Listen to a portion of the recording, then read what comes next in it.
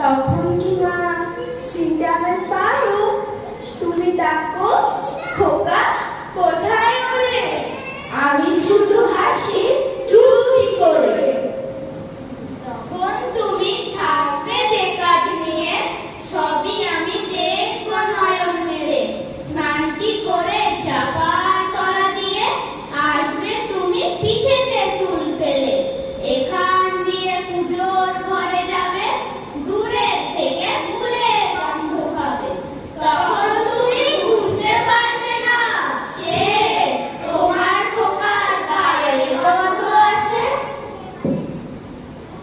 দুপুর বেলা মহাভারত হাতে বসবে তুমি সবার খাওয়া হলে। গাছের ছায়া ঘরের জানালাতে পড়বে এসে তোমার পিঠে কোলে।